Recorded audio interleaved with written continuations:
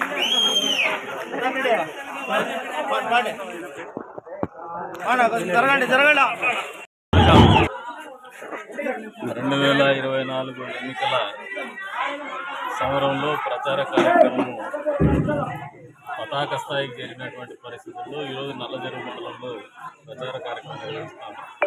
అందులో భాగంగా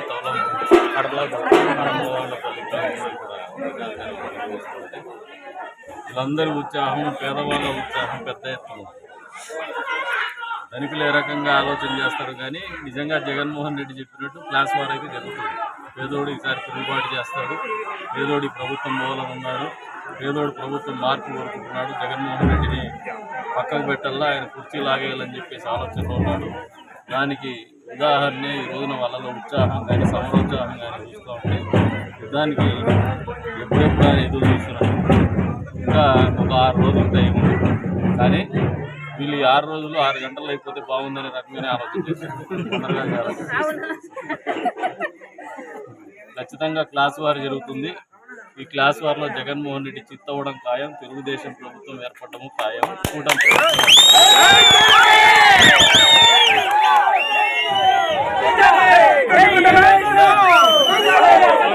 ఈరోజు జగన్మోహన్ రెడ్డి పదే పదే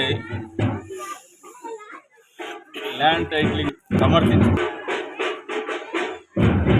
ఊరు బిడ్డను తండ్రి పేరు మారిస్తే ఏ రకంగా ఉంటుందో ఆ రకంగా ఊర్లో వాళ్ళ ఆస్తుల మీద ఈయన ఫోటోలు ఇక్కడ కనివి ఎరగని వింత ఒరిజినల్స్ ఆయన దగ్గర పెట్టుకుంటాడు. ఇదే ఇప్పుడు ఈయన ఉదాహరణ కానీ మామూలు నేను ఎప్పుడు చెప్తా ఉంటే ఈయన కడుపు నిండుతుందేమో కానీ కళ్ళు నిండమని చెప్పేసి ఈయన కనుచూపు మేరలో అంతా కబ్జాలు చేసుకొని కూర్చున్నాడు.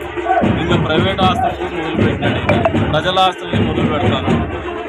ల్యాండ్ టైటిలింగ్ యాక్ట్ అనేది పేదవాళ్ళ కడుపు కొట్టడం కాదు, ప్రజలకు కడుపు కొట్టడమే కాదు, ప్రజల ఆస్తులతో చెలగాట పడటమే కాదు, అడ్వకేట్ల జీవితాలతో కూడా చెలగాట మాడేటువంటి పరిస్థితి లేకపోతుంది. కాబట్టి అడ్వకేట్లు కూడా జూనియర్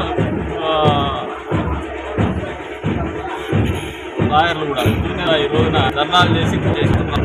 ఈ రోజున అయినా కళ్ళు తెరవాల్సింది. ఆ రకంగా కూడా కళ్ళు తెరిచేటువంటి పరిస్థితి లేదంటే ముద్దు నిద్ర నిద్రపోతుంది. ఖచ్చితంగా ఈ ముద్దు నిద్ర నుంచి ఎగిసి తన్ని మరీ లేపుతారు ప్రజానీకం. అదే రంగం మేధావి వర్గం అని చెప్పేసి అందరికీ తెలియజేస్తారు. పోస్టల్ బ్యాలెట్ జరుగుతుంది, దాంట్లోనే వార్ వన్ సైడ్ అనేది అందరికీ కూడా అర్థమవుతోంది. వచ్చే రోజుల్లో జగన్మోహన్ రెడ్డికి ఏ ఎన్నికల్లో పోటీ చేసినా కూడా ప్రజలు డిపాజిట్ చేసేది కళ్ళంతా ఇవ్వడం అనేది వాస్తవం అని చెప్పేసి కూడా తెలియజేస్తాను. ఈ ప్రభుత్వము ప్రజాకంటక ప్రభుత్వంగా ప్రజలు చూస్తున్నారు కాబట్టి ప్రజల్లో ఎప్పుడెప్పుడా ఈ ప్రభుత్వాన్ని దించాలని ఆలోచనతో ఉన్నారని చెప్పేసి కూడా తెలియజేస్తాను.